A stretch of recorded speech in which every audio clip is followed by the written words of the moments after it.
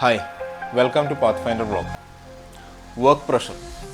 ഇന്ന് എവിടെയും വർക്ക് പ്രഷറാണ് അല്ലേ? മുമ്പൊക്കെ ഈ ടാർഗറ്റ് ഓറിയൻറ്റഡ് ആയിട്ടുള്ള വർക്കുകൾക്കാണ് കൂടുതൽ വർക്ക് പ്രഷർ ഉണ്ടാകാറ്.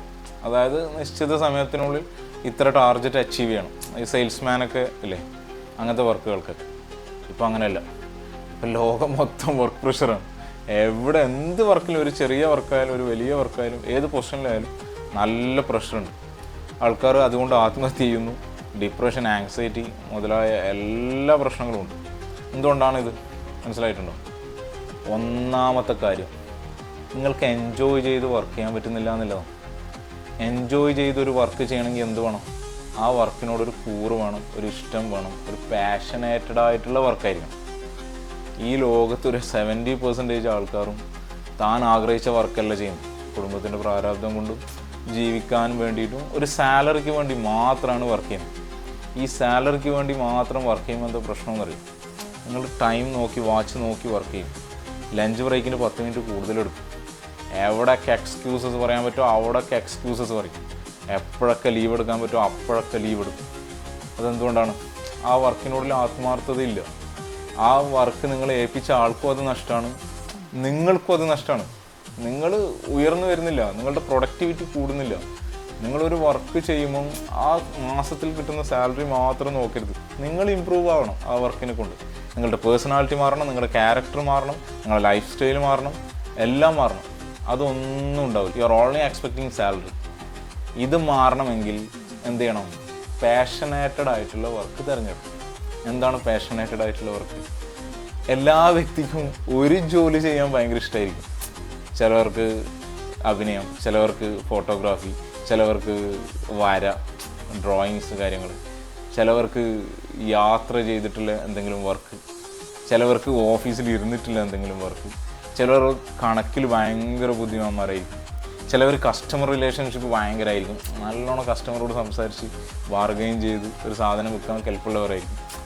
ഏത് മേഖല ആയിക്കോട്ടെ, ഒരു വിഷയത്തിൽ ഒരാൾക്ക് ഒരു വിഷയത്തിൽ എങ്ങനെയായാലും ഇൻട്രസ്റ്റ് ഉണ്ടാവും.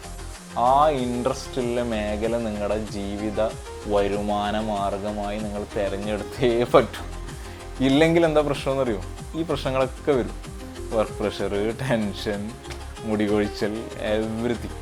മുമ്പത്തെ പാരൻസൊക്കെ എന്ന് വെച്ചാൽ എന്തെങ്കിലും പഠിച്ച് എന്തെങ്കിലും പണിക്ക് പോടാന്ന് പറയല്ലോ അല്ലേ? ഇപ്പോൾ BCom പഠിക്കുന്ന ഒരു സ്റ്റുഡൻറ്റ്, അവനിക്ക് ഫോട്ടോഗ്രാഫിയാണ് ഇഷ്ടം എന്ന് വിചാരിക്കും. ആ ഫോട്ടോഗ്രാഫിയിൽ അവനൊരു സക്സസ് ആകുന്നത് വരെ വീട്ടുകാർ എന്താ പറയും? നീ BCom പഠിച്ചിട്ട് ഫോട്ടോ എടുത്ത് കളിക്കാതെ എവിടെയെങ്കിലും പോയി അക്കൗണ്ട്സ് വർക്ക് ചെയ്യടാന്ന് പറയും. ഇവൻ അക്കൗണ്ടൻ്റ് ആയാലുള്ള കുഴപ്പം എന്താണ്? എപ്പോഴും ഇവൻ്റെ ചിന്ത എന്തായിരിക്കും? ഫോട്ടോഗ്രാഫി ആയിരിക്കും. കാരണം ബോൺ ടാലൻറ്റ് എന്നൊക്കെ പറയുന്നില്ലേ, ചിലവർ ബോൺ ടാലൻ്റായിട്ട് കുറേ സ്കിൽസ് കിട്ടും. അത് മിനുക്കി അതിലൂടെ വരുമാനം കണ്ടെത്താൻ നമുക്ക് പറ്റണം. നമ്മുടെ വീട്ടുകാരായാലും നാട്ടുകാരായാലും ഫ്രണ്ട്സായാലും ആരായാലും നമ്മുടെ ഫിനാൻഷ്യൽ സക്സസ്സാണ് അവരുടെ സക്സസ് എന്ന് പറയുന്നത് അല്ലേ? നമ്മൾക്ക് ഒരു ജോലിയിൽ മനസ്സമാധാനമുണ്ടോ, അല്ലെങ്കിൽ ആ ജോലി ഇഷ്ടപ്പെട്ട് ചെയ്യുന്നുണ്ടോ, അതൊന്നും അവർക്ക് അറിയേണ്ട കാര്യമില്ല. അവർക്ക് എത്ര കിട്ടുന്നു, ആ ജോലിക്ക് എത്ര പൈസ കിട്ടുന്നു, അതാണ് നല്ല ജോലി അല്ലേ? ഇപ്പോഴത്തെ പാരൻസ് കുറച്ചും കൂടി അഡ്വാൻസ്ഡ് ആണ്. അവർ കുട്ടിക്ക് എന്താണോ വേണ്ടത്, അവരുടെ സ്കിൽ എന്താണ് എന്ന് മനസ്സിലാക്കിയിട്ട് അതിനനുസരിച്ചുള്ള കോഴ്സിലേക്കാണ് പറഞ്ഞു വിടുന്നത്.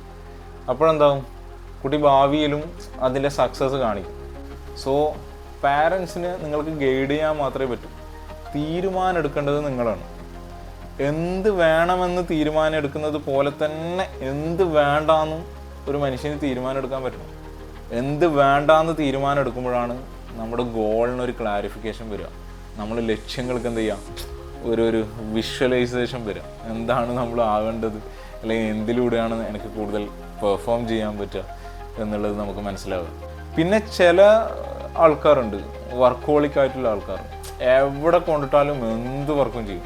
അവർക്ക് അങ്ങനെ ഒരു പാഷനോ ഇത് കാര്യങ്ങളോ ഒന്നുമില്ല. അവർ വർക്കിൽ ഇറങ്ങിക്കഴിഞ്ഞാൽ ഭയങ്കര വർക്കോളിക് ആയിരിക്കും. അവർ 100% ഇടും. അങ്ങനെ സ്കില്ലുള്ളവരുണ്ട് ഒരുപാട്. അവർക്ക് പിന്നെ ഈ പ്രഷറും കാര്യങ്ങളും ഒന്നും ഉണ്ടല്ലോ. കാരണം ഏത് വർക്കായാലും അവർ എൻജോയ് ചെയ്ത് ചെയ്യും. പക്ഷെ ചില കൂട്ടരും ഇതേപോലെ സ്ട്രഗിൾ ചെയ്ത് ഭയങ്കര പ്രഷർ അനുഭവിച്ച് അവിടുന്ന് പ്രഷർ ഇവിടുന്ന് പ്രഷർ, അവൻ്റെ സ്വഭാവത്തിൽ തന്നെ മാറ്റം വരും. അവൻ്റെ ക്യാരക്ടർ നഷ്ടപ്പെടും. അവൻ ആളുകളോട് പെരുമാറുന്ന രീതി മാറും. അവനൊന്ന് ചിരിക്കൂലെന്നേ. അവനെപ്പോഴും ഈ വർക്കിൽ ഇങ്ങനെ കുടുങ്ങിക്കിടക്കും. പൊതുവേ ഒരു 35 വയസ്സിന് ശേഷം മറ്റൊരാളുടെ കീഴിൽ വർക്ക് ചെയ്യാൻ പറ്റാറില്ല. ഒരു പകുതി മുക്കാലും ആൾക്കാർക്ക്. കാരണം മറ്റൊരാളുടെ സാലറിയിലും മറ്റൊരാളുടെ വർക്കിംഗ് ടൈമിലും ആ പ്രായം കഴിഞ്ഞ് വർക്ക് ചെയ്യാന്നുള്ളത് കുറച്ച് ബുദ്ധിമുട്ടുള്ളവരുണ്ട്. നിങ്ങൾ ചിന്തിച്ച് നോക്കി, ഒരു 40-45 വയസ്സിൽ ഒരാൾ അമ്മക്ക് സുഖമില്ലെങ്കിൽ ലീവ് എടുക്കാൻ വേണ്ടി ഒരാളോട് കെഞ്ചേണ്ട ഒരവസ്ഥ, അല്ലെങ്കിൽ ലീവിന് അപ്ലൈ ചെയ്ത് വെയിറ്റ് ചെയ്യേണ്ട ഒരവസ്ഥ, അതൊക്കെ ചില ആൾക്കാർക്ക് മാത്രമേ അഡോപ്റ്റ് ചെയ്യാൻ പറ്റൂ, ചില ആൾക്ക് അത് പറ്റില്ല.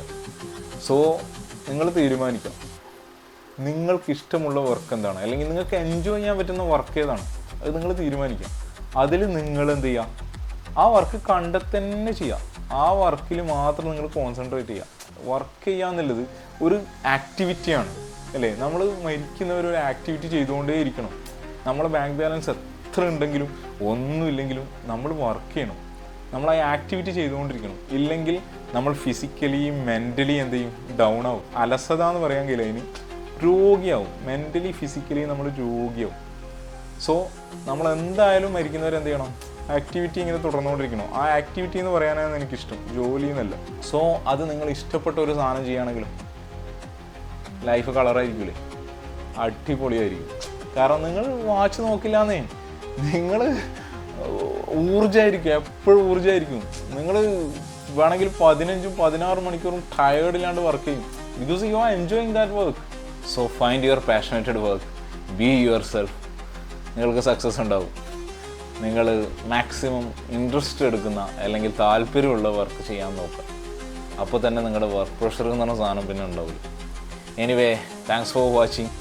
നിങ്ങൾ താല്പര്യമുള്ള വർക്ക് തന്നെയാണോ ചെയ്യുന്നത്? അല്ല സാലറി മാത്രം എക്സ്പെക്റ്റ് ചെയ്ത് ബോസിനെയും തള്ളക്ക് വിളിച്ച് എപ്പോഴും പരാതിയും എക്സ്ക്യൂസസുകളുമായിട്ട് ഇങ്ങനെ ഒരു ജോലി, അങ്ങനെയാണോ നിങ്ങൾ ജീവിക്കുന്നത്? കമൻറ്റ് ചെയ്യാം. എൻ്റെ ചാനൽ സബ്സ്ക്രൈബ് ചെയ്യുന്ന കാര്യം പരിഗണിക്കുക. Thanks for watching. See you again.